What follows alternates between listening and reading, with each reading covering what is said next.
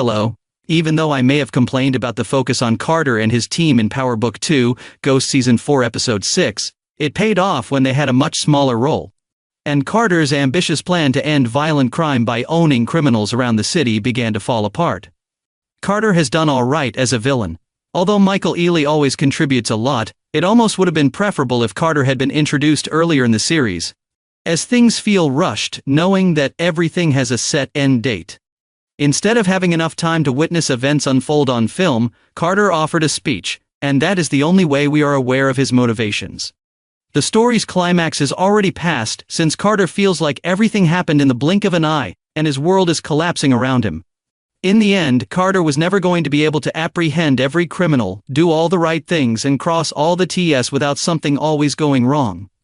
He may think he has everyone under control because he can threaten them with jail or death, but that won't last long since he will eventually run into someone who will fight back, or worse, someone who has nothing to lose. In the heat of the moment, Carter decided to kill Kamal so he could swiftly cover it up. Tate breathed rapidly down his neck. It was simplest for him to pin it on the Russians. However, he most likely didn't account for his crime-committing crew's conscience regarding the death of a good police officer. Additionally, despite the fact that he should have if he hadn't had his hand in so many pots, he missed the Tejadas going rogue.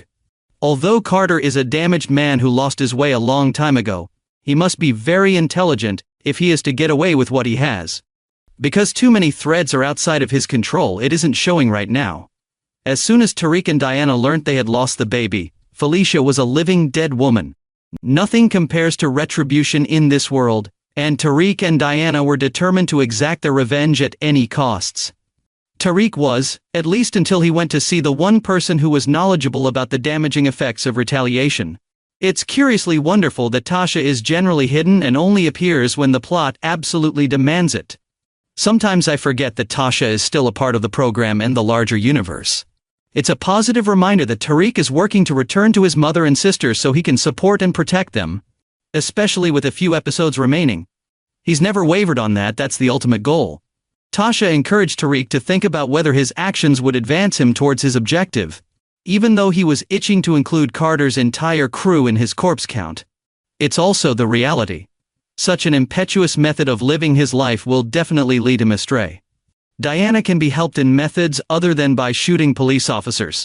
Considering that Tasha doesn't really know Diana, it was kind of helpful to hear that someone else understood her the way she seemed to. She is aware of what it's like to feel like Diana though. Being surrounded by strong men and those who claim to want to protect you feels a lot more like control. Furthermore, they even perform it incorrectly. All Diana had when she woke up in the hospital was Tariq, who had once again promised her something they couldn't fulfill. Diana was distraught.